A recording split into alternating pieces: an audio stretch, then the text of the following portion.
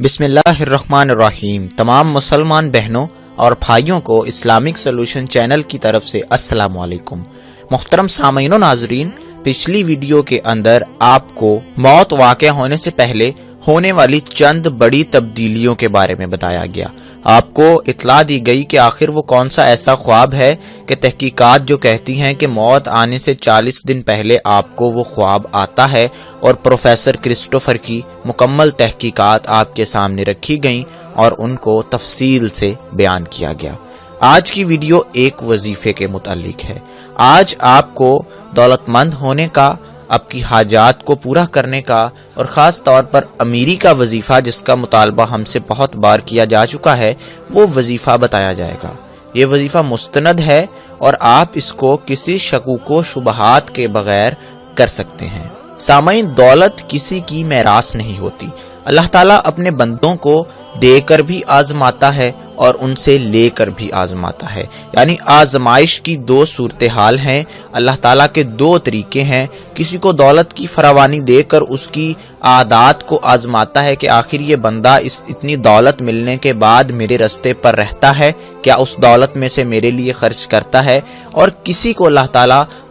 دولت سے محروم کر کے آزماتا ہے۔ اللہ تعالیٰ اس شخص کو ایسے آزماتا ہے کہ جب اس شخص کے پاس دولت نہیں رہتی، اور جیسا کہ بہت سارے لوگ آ کے چینل پر کامنٹ کرتے ہیں کہ ان کے ہاں دولت کی تنگ دستی ہے، ان کی تنخواہ تھوڑی ہے، یا ان کا گزر بسر مشکل سے ہوتا ہے، تو اللہ تعالیٰ ان صورتحال میں بھی آپ کو آزما رہا ہوتا ہے، اور اللہ تعالیٰ دیکھ رہا ہوتا ہے کہ آخر یہ بندہ اس صورتحال میں بھی میرا شکر بجا لاتا ہے، کیا یہ میرا بندہ ہی رہتا ہے اور میرے پر کامل یقین اور ایمان رکھتا ہے۔ اور اگر تو آپ ہر صورت میں اللہ کا شکر ادا کرتے ہیں تو اللہ تعالیٰ جلد ہی آپ کو اس امتحان سے نکال کر آپ کو دولت مند بھی کرے گا، آپ کی حاجات کو پورا بھی فرمائے گا، اور آپ کی تمام جائز خواہشات اور دعاؤں کو قبول فرمائے گا۔ تو چلیے بڑھتے ہیں آج کے وظیفے کی جانب۔ یہ وظیفہ آپ کو فجر کی نماز کے بعد کرنا ہے، اور خیال رہے کہ فجر کی نماز کے بعد آپ کو یہ وظیفہ کرنا ہے، کیونکہ اس وقت کے بارے میں ہم نے روایات میں بھی پڑھا ہے اور ہم سنتے بھی آئے ہیں کہ وہ وقت قبولیت کا وقت ہوتا ہے۔ اس وقت دعائیں قبول ہو رہی ہوتی ہیں، خلق خدا سوئی ہوتی ہے، اور جب بندہ، وہ مخصوص بندے جب اٹھتے ہیں اپنے گرم بستروں کو چھوڑ کر اللہ تعالیٰ کے سامنے سجدہ ریز ہوتے ہیں اور اللہ کی حمد و ثنا بیان کرتے ہیں، تو اللہ کی ذات بہت خوش ہوتی ہے، اور پھر اپنے بندے کی ہر حاجت کو، اس کی ہر خواہش کو، ہر جائز خواہش کو اللہ پاک کی ذات پورا فرماتی ہے۔ تو یہ فجر کے بعد کا وظیفہ ہے، اس بابرکت وقت میں آپ نے کرنا ہے۔ اس کو کرنے کا طریقہ کار بیان کرتا چلوں۔ فجر کے بعد آپ 129 مرتبہ، 129 یعنی 129 ٹائمز، 129 مرتبہ آپ نے سورہ کوثر کو پڑھنا ہے۔ اور پڑھنا کس چیز پر ہے وہ بہت اہم ہے، کہ آپ کے پاس اگر کچھ مال و دولت پڑا ہوا ہے گھر میں، آپ کے پاس کچھ پیسے ہیں، اور اس کو کرنے کا بہت افضل وقت تب ہوتا ہے جب گھر میں آپ کی تنخواہ آئی ہوئی ہو، یعنی کہ آپ کو آج تنخواہ ملی ہے تو آپ وہ پیسے پکڑ کر یا اپنے سامنے رکھ کر اس وظیفے کو کیجئے۔ نماز فجر کو پہلے ادا کیجئے باوضو ہو کر، اس کے بعد آپ 129 مرتبہ سورہ کوثر کو پڑھیے، اور سورہ کوثر کو پڑھنے کے بعد آپ جب 129 مرتبہ پڑھ چکے ہوں تو ان پیسوں پر، اس سامنے پڑی ہوئی رقم پر دم کر سکتے ہیں۔ ابھی یہاں ایک سوال ارائز ہوتا ہے، سوال اٹھتا ہے کہ اگر وہ پیسے آپ کے بینک اکاؤنٹ میں ہوں تو دوستو، دولت کا سامنے ہونا بالکل ضروری نہیں ہے۔ آپ اپنی اس دولت کو تصور میں لا کر بھی دم کر سکتے ہیں، انشاءاللہ اس وظیفے کی آپ کو برکات مل جائیں گی۔ دوستو، ابھی سب سے اہم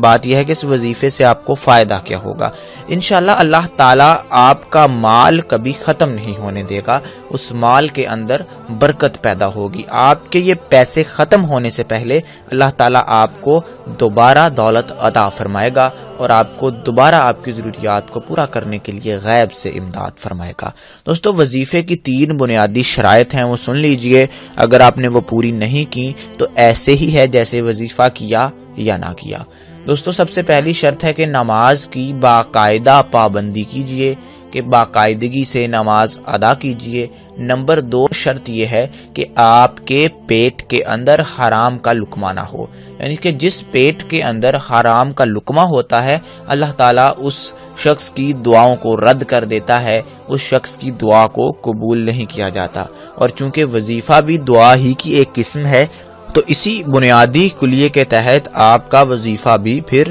کامیاب نہیں ہوگا۔ تیسری اور ایک اور بنیادی اور اہم شرط یہ کہ وظیفہ جب بھی کریں، کوئی وظیفہ بھی ہو، اس کو کرنے کی جو بنیادی شرط یہ ہوتی ہے کہ مکمل یقین، کامل یقین کے ساتھ اس وظیفہ کو کیجیے،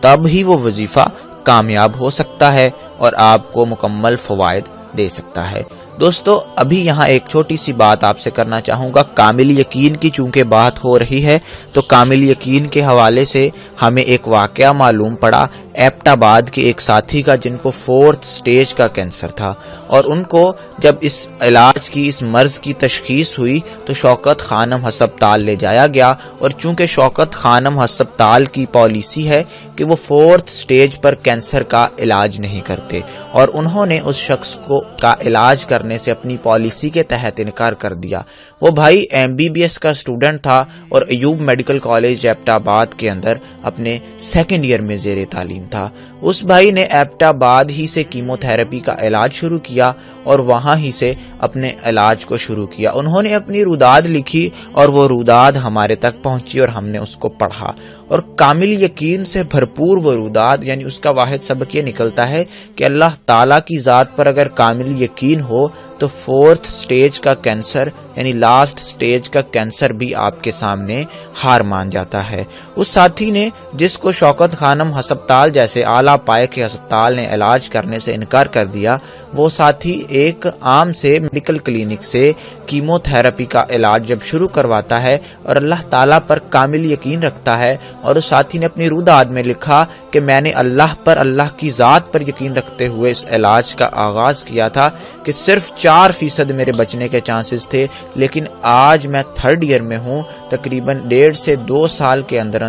میں اس کینسر کو تقریباً اس پر قابو پا چکا ہوں۔ اور جو اللہ کن کہہ کر ہر چیز کرنے کی صلاحیت رکھتا ہے وہ ان ڈاکٹرز کو، ان ہسپتالوں کو بھی غلط ثابت کرنے کی صلاحیت رکھتا ہے۔ اس کی ذات کے آگے یا اس کے کمالات یا اس کے کرشمات کے آگے کوئی چیز بھی نہیں ہے۔ اور دوسری سب سے اہم چیز کہ کامل یقین کے ہی متعلق کہ ہم نے حدیث سن رکھی ہے کہ ایک مرتبہ رسول اللہ صلی اللہ علیہ وآلہ وسلم کو شدید بھوک لگی تھی، آپ کے گھر میں کھانے کو کچھ نہ تھا، حضرت فاطمہ کے پاس بھی کھانے کو کچھ نہ تھا۔ آپ کی اس اطلاع، آپ کی جب اس حالت کی خبر ایک صحابی کو ملتی ہے تو وہ صحابی تڑپ اٹھتے ہیں، وہ فوراً سے آپ صلی اللہ علیہ وآلہ وسلم کو اپنے گھر مدعو کرتے ہیں اور اپنے بکری کے بچے کو ذبح کرتے ہیں اور اس کا سالن پکاتے ہیں۔ آپ صلی اللہ علیہ وآلہ وسلم باقی صحابہ جو کہ بھوک سے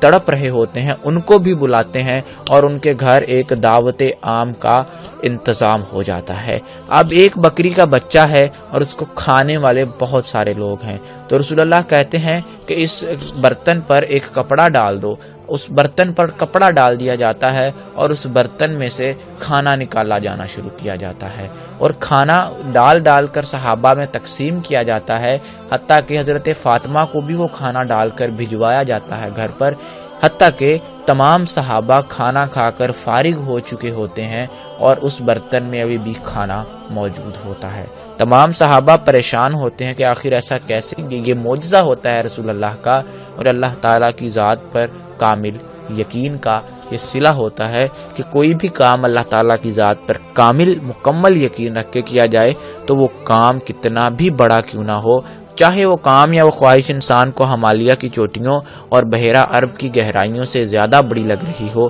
لیکن اللہ پر کامل یقین اس کام کو انتہائی چھوٹا بنا دیتا ہے اور اس کام کو اس طرح سے آسانی سے کر دیتا ہے کہ جیسا بلائی میں سے بال نکال لینا۔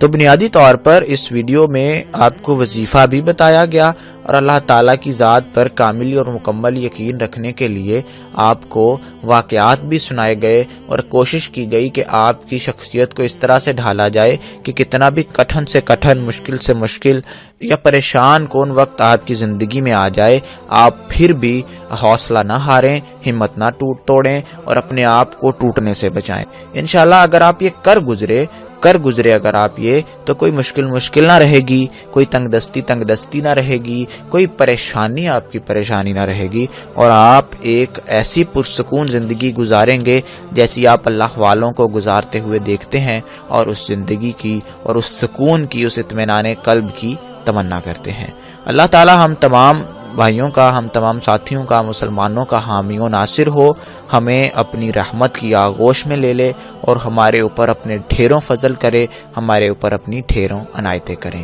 اسلامک سولوشن چینل سے فی الحال اتنا ہی۔ ایک نئی ویڈیو، ایک نئے موضوع کے ساتھ پھر سے ملاقات ہوگی، تب تک کے لیے مجھے اجازت دیجیے۔ اللہ حافظ۔